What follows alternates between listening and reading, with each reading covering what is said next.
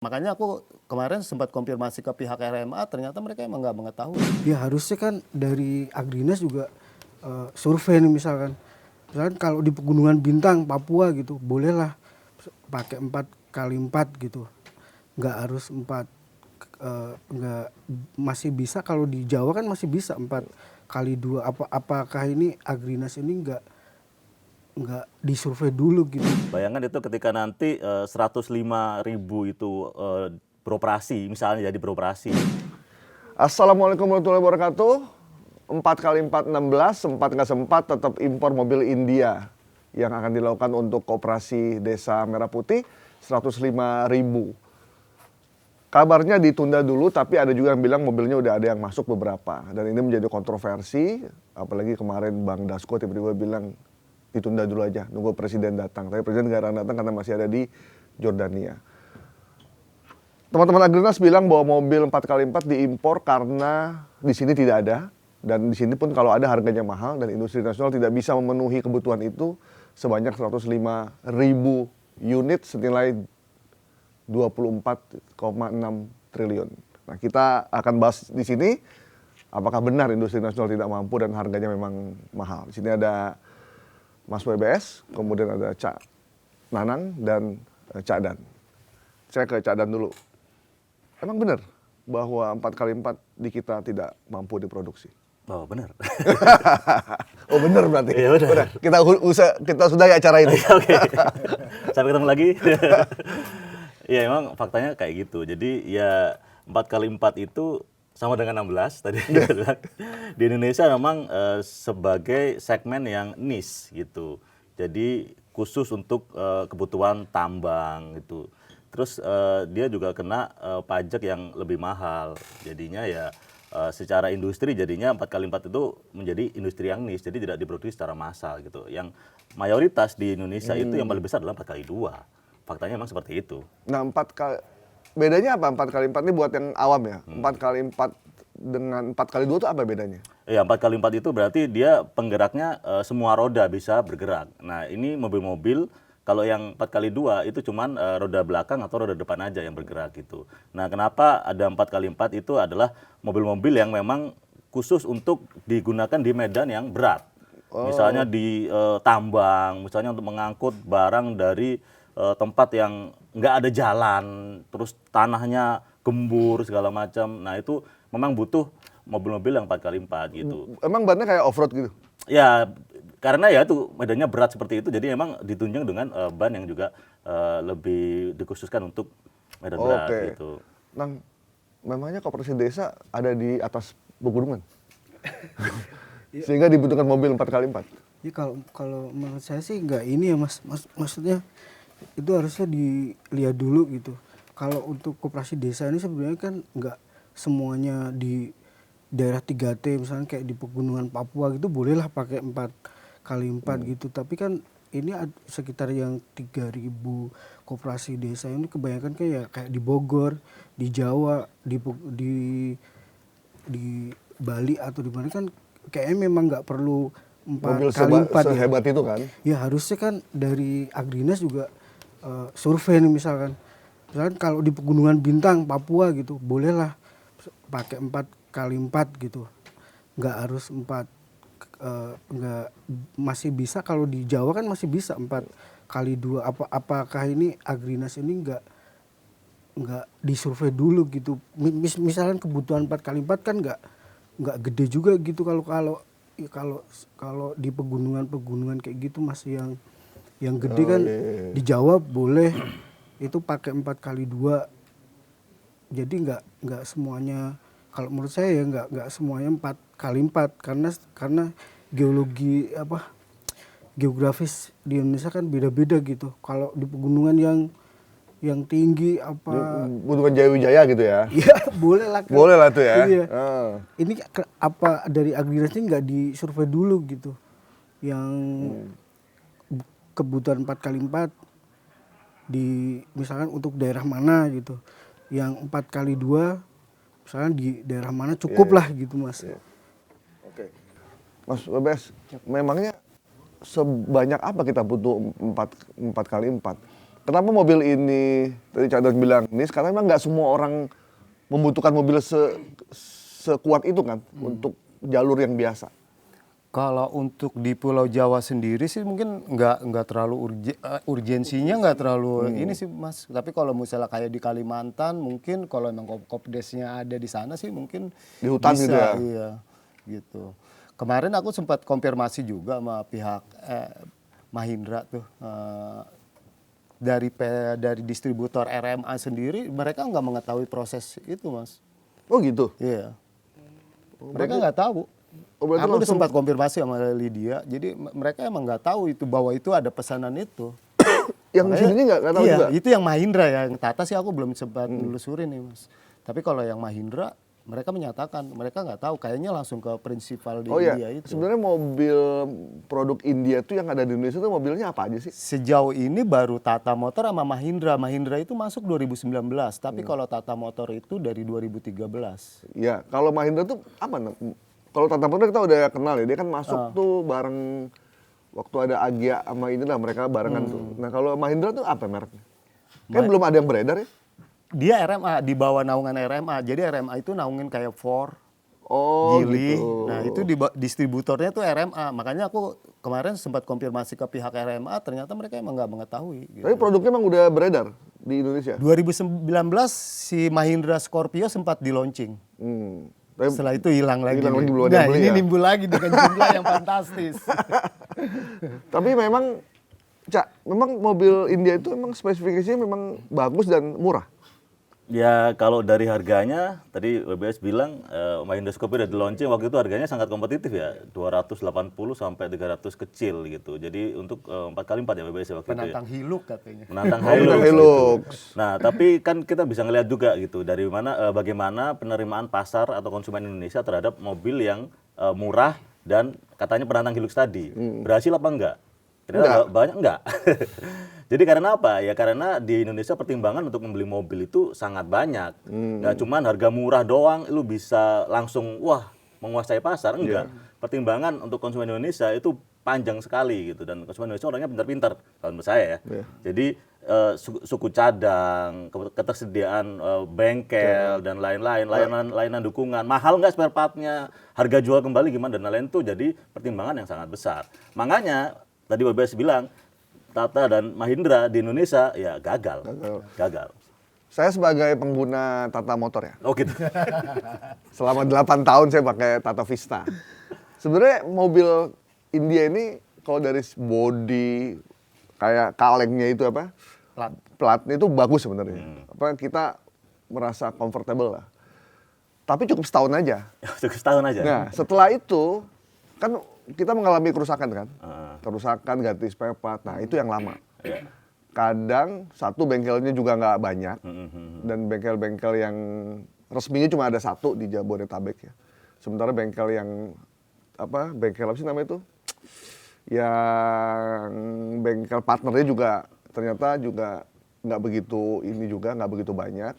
Nah, begitu rusak tuh mesti ambil di Sentul barangnya, jadi kita tunggu dulu 2-3 hari. Kalau nggak ada di Sentul, impor dari India. Oke. Nah, impor itu bisa sangat lama. Saya pernah mengalami kerusakan kopling misalkan. Kopling di Tangkuban Perahu, koplingnya rusak, kemudian di Bandung ada Tata. Udah saya ke kota Bandung, mobil ditinggal di bengkel di Subang gitu. Kita ambil, kita beli, kita taruh, datang ke bengkelnya, kata bengkelnya, Pak, ini kayak salah deh kopling. Ini kopling buat angkot. Angkot Tata, kan ada angkot Tata di ini kan, bukan buat city car. Saya balik lagi ke sana, ternyata nggak ada. Ini khusus buat angkot. Akhirnya kita ngambil lagi di Jakarta, kirim. Udah ribet banget ya udah. Gitu. Ribet banget. Nah itu bayangkan itu Bang Gaib yang ngalamin ya. Bayangkan itu ketika nanti 105.000 itu beroperasi, misalnya jadi beroperasi. Dan kemudian selama 3 tahun nanti dari sekarang itu semuanya mulai akan ada pergantian spare part dan lain-lain. 105.000 mobil itu dengan bengkel Tata, bengkel ada berapa Bebes? Yang lo tahu? Tata di Jakarta ada 2. Ada 2. Di Mahindra itu cuma ada 5 dealer sekarang ya. In operation. Jadi bayangkan dengan segitu kebutuhan yang begitu masif itu akan terjadi chaos yang sangat gila sih. Dan kalau sudah chaos nanti bisa jadi nanti justru menghambat produktivitas karena Ya. mobil jadinya nggak jalan. Dan ternyata gini, Mas, itu mobil itu tidak bisa kanibalannya itu nggak ada. Nggak ada, ya. Jadi bahkan dudukan apa aki aja Ya, beda. itu beda. Jadi kita mesti keluarin duit lagi supaya aki yang biasa bisa dipakai. Dan ada beberapa spare part yang nggak bisa digonta-ganti gitu. Ya. Bahkan orang bengkel di Subang bilang, Mas, kan mogok nih, koplingnya rusak. Terus dilihat, Mas, bisa saya minta uang dulu nggak?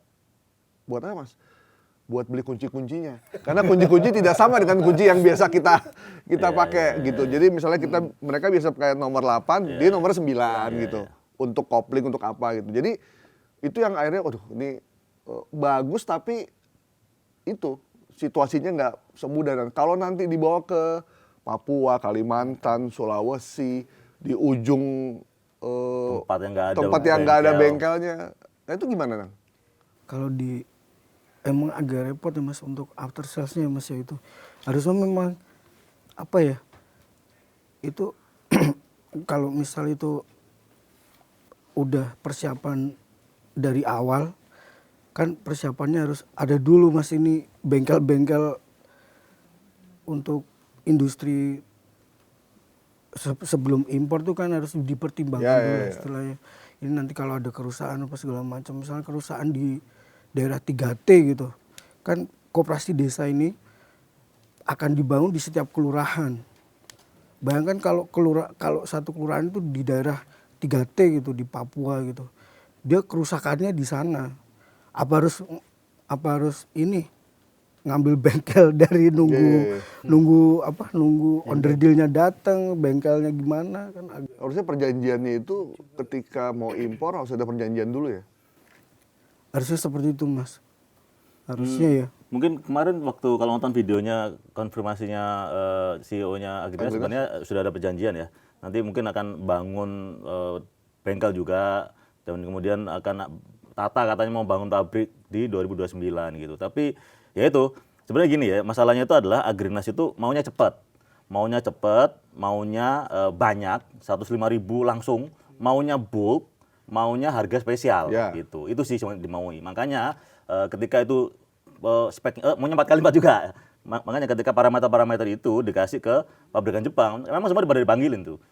Ini kita maunya kayak gini. Ya semuanya nggak ada yang bisa nyanggupin gitu. Karena masalah harga misalnya. Harga dan produksi harus cepat ya? Dan harus cepat. Dia harus maunya itu. Kita maunya banyak bulk langsung 105.000 dalam waktu dan minta harga spesial gitu.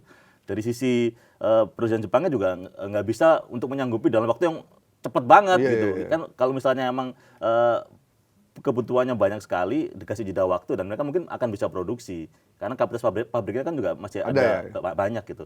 Tapi kalau bulk dalam waktu yang cepat ya mungkin tidak bisa langsung seperti itu gitu. Nah itu yang mungkin yang jadi masalah adalah 36.000 koperasi merah putih tadi dan 105.000 itu yang itu sudah beroperasi nanti itu penghematannya katanya sekarang ketika beli itu 40 triliun. Tapi tadi balik lagi kita hitung lagi nanti ketika 3 tahun, 5 tahun kerugiannya berapa? Ketika mungkin 50% dari mobil tidak bisa beroperasi, sementara koperasi sudah didirikan, itu akan berapa efek dominonya? Kerugiannya itu gila-gilaan sih. Sampai CEO-nya Mahindra bilang ini adalah sejarah bagi otomotif India. Karena ada suatu negara yang mengimpor mobil sebanyak itu. Iya. Karena di Tata sendiri, di Afrika sendiri, kapasitasnya nggak segitu banyak ya Mas. Nggak kayak di Indonesia ini sekali pesen langsung banyak gitu. Nah makanya si Tata Motor ini minta kalau yang saya ketahuin, kalau yang untuk yang semi truknya itu belum sampai memenuhi kuota 3.500 di Indianya sendiri. Itu kalau untuk pick up-nya yang Tiago itu memang sudah Mas. Makanya nanti untuk memenuhi yang sisanya itu gimana juga itu. Iya. Kan Koperasi Merah Putih ini kan targetnya 50.000 Kopdes ya. Yang baru beroperasi ini kemungkinan hanya 25 sampai 35.000. Mintanya 105.000. Kan berarti kan operasionalnya baru 25.000, mobil yang dipesan udah 105.000. Teman-teman Kadin bilang, ya Kenapa nggak setengah-setengah aja?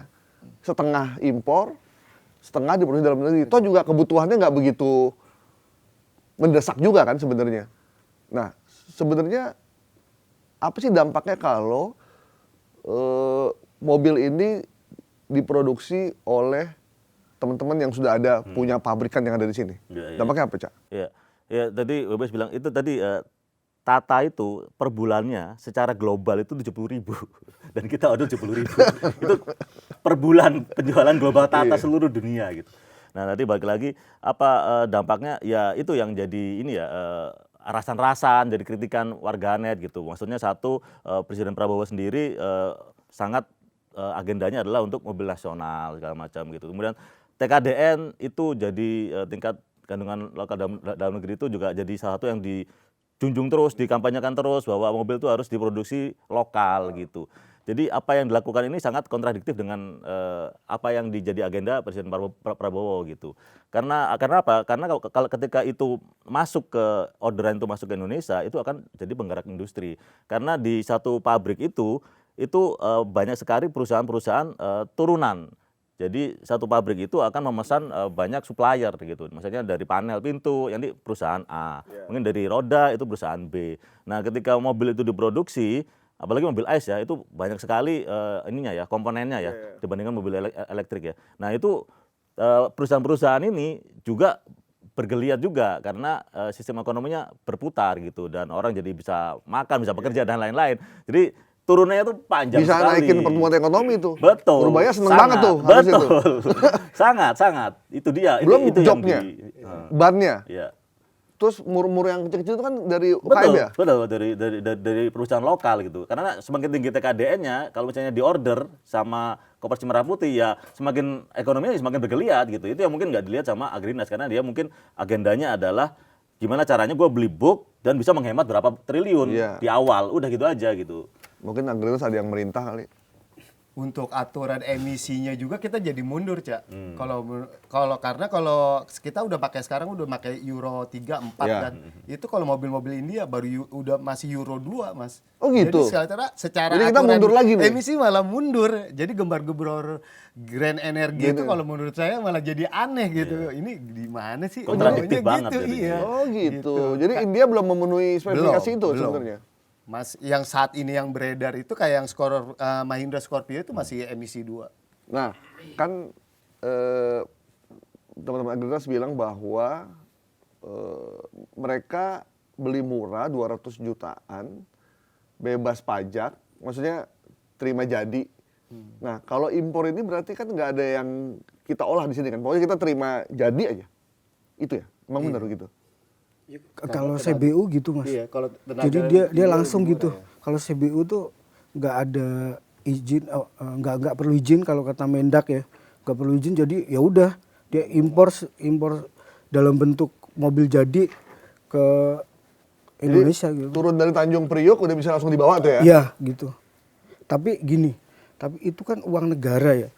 Kalau yang saya tahu sih TKDN itu kan diatur oleh undang-undang. Jadi harusnya ini juga harusnya lintas sektor ya, maksudnya apa Agrinas itu nggak ngomong dulu nih ke Kemenperin. Jadi lintas sektor itu harusnya dibahas sama kementerian yang lain gitu. Sama DPR. Kan itu menyangkut uang negara ya 40 triliun kalau kata Purbaya itu nanti dicicil selama 6 bulan itu kan artinya ada uang negara di sini untuk impor mobil gitu. Jadi apa nggak dibahas antara Kemenperin, kemudian DPR, kemudian dari Agrinas. Kalau Agrinas di bawah Danantara ya Danantara. Iya, yang menarik setelah Agrinas mengumumkan impor, Kemenperin langsung bikin press release. Iya, statement menyayangkan. Jadi dalam pertanyaan kita, lu nggak rapat apa? Iya gitu Mas. Ini kan harusnya dibahas di DPR karena menyangkut uang negara. Walaupun secara impor dia nggak perlu izin gitu kalau kata Mendak ya. Kalau yang saya tahu kalau setiap uang negara yang keluar itu ya harus dibahas dengan DPR. Kalau misal mau impor ya karena TKDN diatur oleh PMK juga, undang-undang juga, Menperin.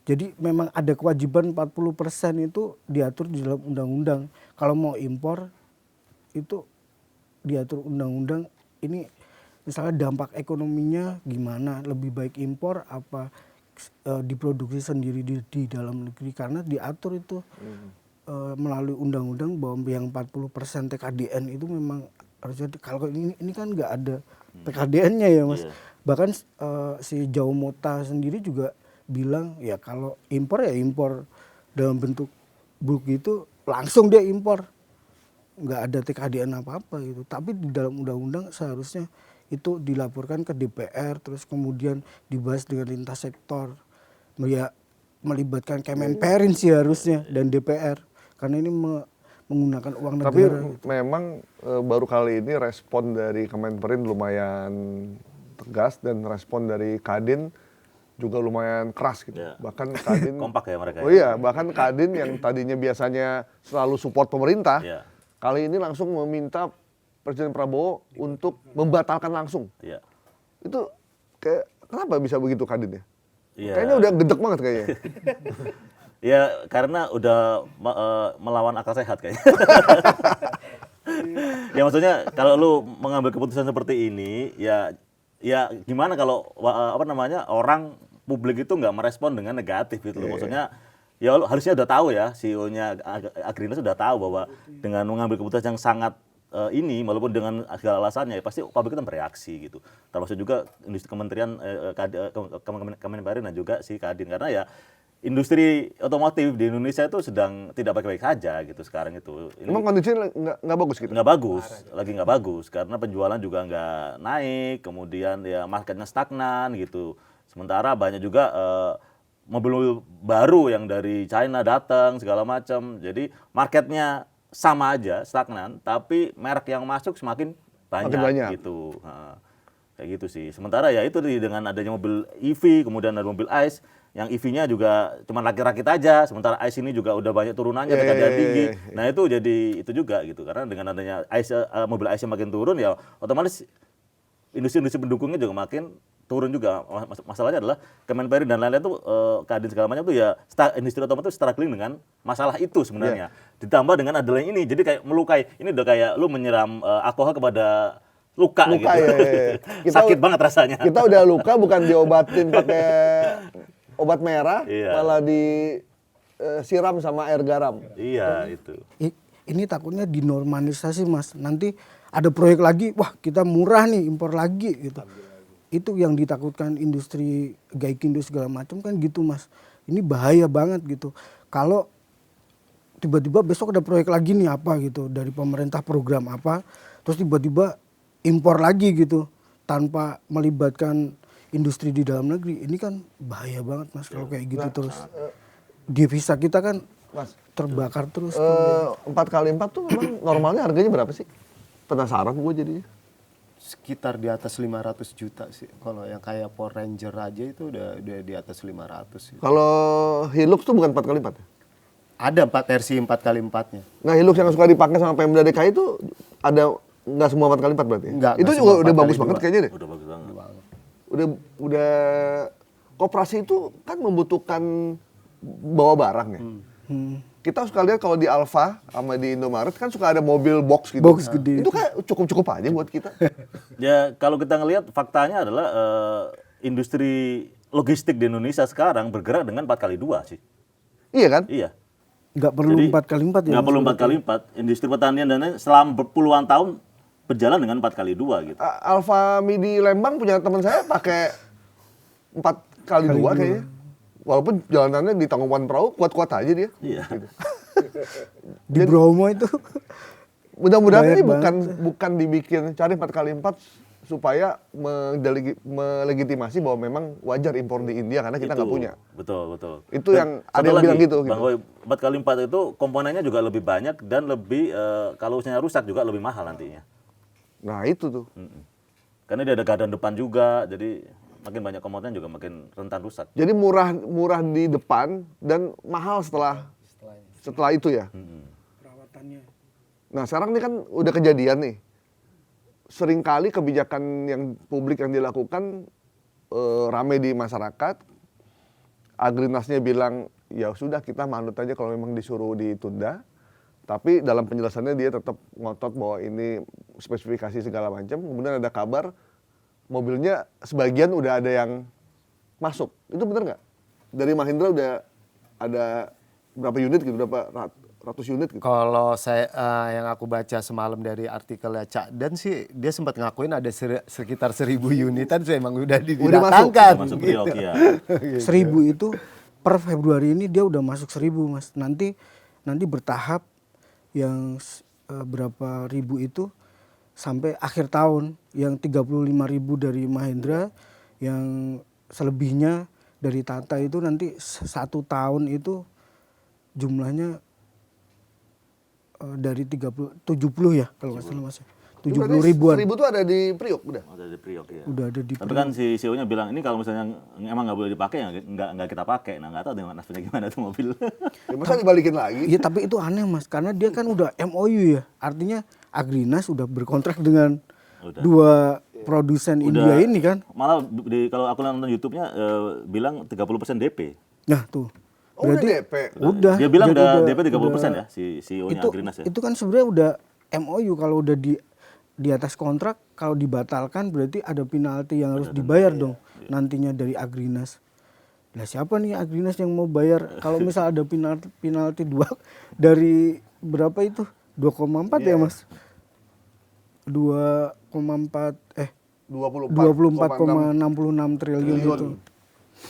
Itu gimana kalau udah tekan kontrak? Iya, 30%-nya udah berapa triliun tuh. Tapi kenapa Udah MOU itu. sebelumnya lu kan sering di otomotif. Sebelumnya ada kabar nggak Agrinas mau impor itu emang udah lama beritanya? Atau kita baru kaget aja sekarang? Yang baru terpantau sih ya kemarin-kemarin aja, gue nggak tahu sih. Soalnya si Tata Motor itu ikut eventnya Gekindo terakhir itu 2019. Betul. Tiba-tiba muncul lagi. Loh, Iya. ini pertimbangannya apa gitu? Gekindo aja nggak memunculkan gitu. Terakhir 2019 tuh. 2019. Ini lebih lucu lagi Mas, karena si CEO Agrinas ini, si Jauh Mota ini dikabarkan dulu mundur di Agustus 2025. Oh, iya. Dia mundur kan? Lah, dia muncul lagi kemudian dia impor di Oh, tahun iya, dia sempat mundur kan ya? Ini kan lucu, CEO Agrinas ini dikabarkan dulu kan mundur. Enggak, dia ngomong sendiri kan waktu itu minta mundur Iya kan? mundur. Lah, dikirain kan, lah ini bukannya udah mundur iya, ya? makanya kita juga- si CEO Agrinas ini, tahu tadi di 2026 kabarnya malah dia impor. Impor iya, ini, iya, yang iya. rame ini kan. Ini gimana nih coba? Waktu itu dia bilang sempat mundur karena banyak hal yang dia minta nggak dipenuhi. Yang iya. Ya kan seperti iya, itu kan iya, ngomong kan iya. sambil dengan wajah sedih nih. Si siapa namanya Joe Pedro ya? Jauh- Itu pemain Chelsea kalau Joe Pedro ya. Jauh Mota. Joe Mota. Itu dari mana ya? Kayak keturunan Amerika Latin ya? Dia dari Timor Leste Mas. Jadi dulu waktu konflik di Timor itu kan banyak yang masuk ke jadi warga negara dia mendukung Indonesia terus masuk ke Oh. jadi warga negara Si Indonesia. saudaraan Mirobaldo Bento kali ya? Dia dekat juga dengan kalau kabarnya kan dia dekat juga dengan Pak Presiden kan. Pak Prabowo. Oh, oke. Yang kayaknya ya kalau kebijakan impor mobil sebanyak itu sampai 24 triliun kan nggak mungkin Agrinas itu memutuskan sendiri ya. Ya impossible lah ya. Ya kita mau impor 2-3 triliun aja mesti izin dulu. Jadi memang banyak yang menyayangkan Agrinas nih mengambil keputusan sendiri, tapi ada juga yang bilang dia pasti udah ada lampu hijau dari atasannya untuk mengimpor itu. Karena kalau dia nggak dapat izin, nggak mungkin dia seberani itu. Karena ini pakai uang negara untuk proyek yang sangat besar dan jadi proyek nasional. Dan koperasi sendiri, teman-teman udah ada yang pernah lihat koperasinya buka di sekitar? Belum. Itu Ada. Itu memang kalau dari Menteri Desa itu mau diluncurkan operasi serentak itu kalau nggak salah itu di Maret Mas. Oh, Maret ya? besok iya. Itu mau di peluncuran peresmian pengoperasian serentak. Berarti habis lebaran? Kemungkinan gitu, kemungkinan di Maret kalau Menteri Desa ya bilangnya ya.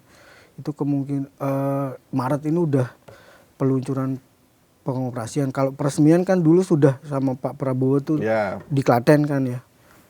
Ini untuk pengoperasian serentak itu kalau nggak salah itu di Maret kalau menurut Menteri Desa ya. Nah, ketika peluncuran itu mungkin ada beberapa mobil 4x4 standby gitu kali ya. Mungkin Mas. Nah, Mas, itu mobil 4x4 yang dipesan ini, yang Mahindra ini, udah lihat bentuknya? Kalau yang launching 2019 sudah Memang beberapa teman media udah bisa ngerasain. nyimpen banyak beras, minyak goreng, semua bisa masuk situ? Bisa. Dia untuk ukuran size bagasi belakangnya itu emang super Dan lebar. itu ketutup ya? Iya. Di luar berapa banyak dia bisa bawa dibanding mobil boxnya Alfa? Kalau klaimnya Mahindra sendiri sih sekitar 60 ton itu dia bisa itu ngangkat itu masuk. 60 ton. 60 ton, 6 ton. 6 ton, 6 ton. 60 sorry. ton? 6 ton. Oh, 60 ton kayak mobil Iya. itu. 6 ton. Peti kemas. 6 ton ya berarti? 6 ton. Nah, kalau mobil yang gede-gede gitu, Hino tuh memproduksi nggak sih? Hino produksi. Hino produksi, Fuso produksi, ada juga L300, ada juga Hilux Rangga, ada juga Hilux, macam-macam sih. Itu mereka pabriknya emang di sini ada? Pabriknya ada di Suku sini. cadangnya semua ada di sini? Ada di sini. Kalau box itu kan karoseri mas, nggak di ATPM-nya. Mereka lebih ke karoserinya sih. Oh, Biasanya karoserinya ya. Dan itu sebenarnya bisa ya kalau kita buat sendiri. Bisa. Justru pembuat karoserinya itu ya lokalan sendiri mas, nggak yang dari luar Bang Aib gitu. Berarti dampaknya luar biasa sebenarnya ya. Kalau 24,6 triliun itu disalurkan ke mereka ya. Iya. Terus jadi kita gimana nih? Kita tunggu aja ya drama mobil India akan sampai mana nih Iya. arahnya. Kita sebagai masyarakat, sebagai media cuma bisa menunggu. Yang cuma kita sayangkan adalah saling bantah-membantah antar pejabat Kementerian juga. dan kementerian.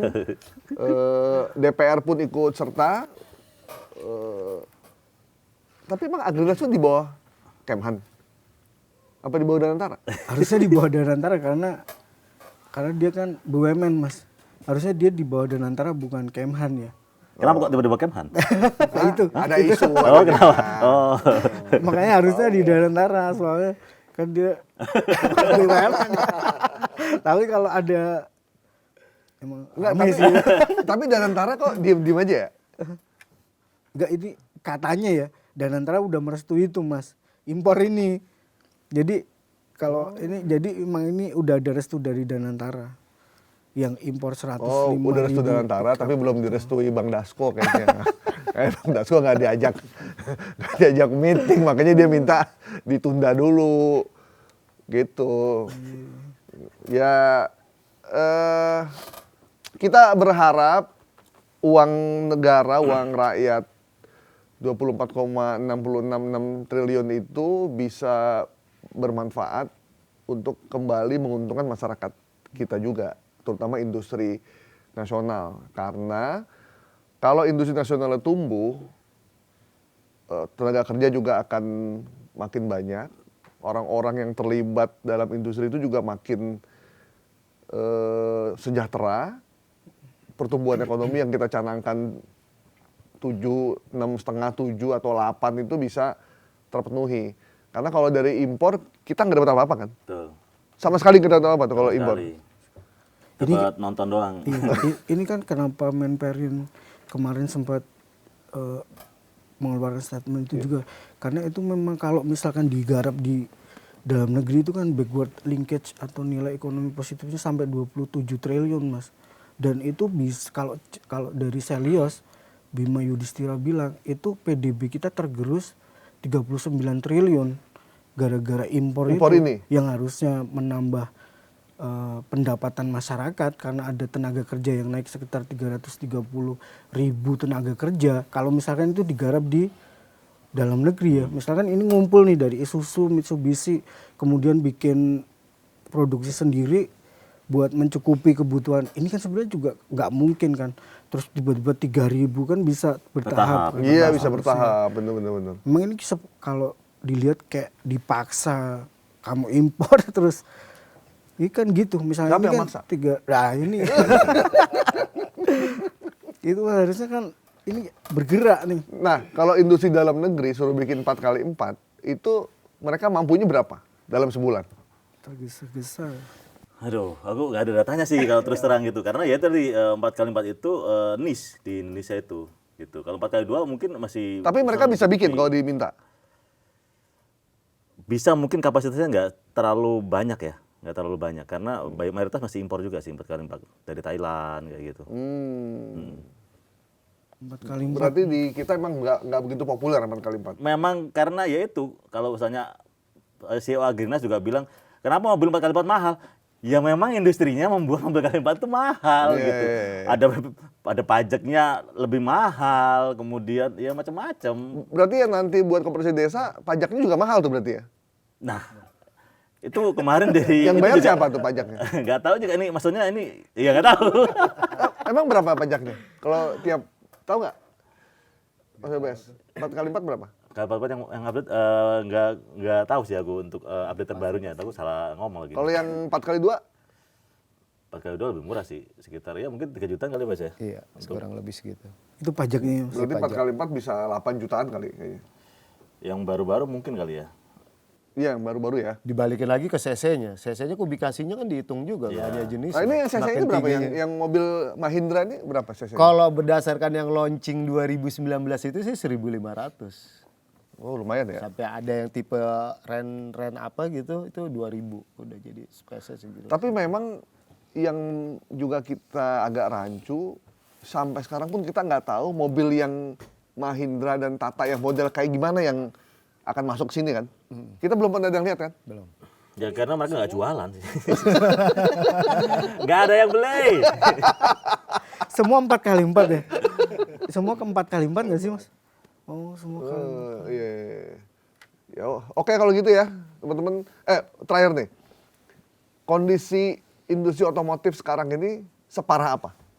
Apakah akan ada PHK atau yang lain? Gimana, Bang? Cak. Ya, industri otomotif itu tergantung dari pertumbuhan ekonomi juga ya. Jadi kalau misalnya sektornya ekonominya bagus ya otomotif juga akan ikutan bagus kan. Daya belinya juga meningkat. Ya kalau sekarang diprediksi tahun ini juga masih stagnan gitu. Dan PHK gimana ya? Pokoknya selama LCGC yang baru masih kelihatan berarti baik-baik aja. Tapi kalau udah berkurang, berkurang. nah itu tanda tanya. mulai ada banyak PHK ya karena LCGC itu kandungan lokalnya tinggi banget. banget ya. Dan itu yang menjadi penggerak ekonomi juga tadi itu udah bilang ya. Kalau mobil listrik tuh agak kurang ya? TKDN maupun ininya. Ya, Atau memang nggak ada sama sekali?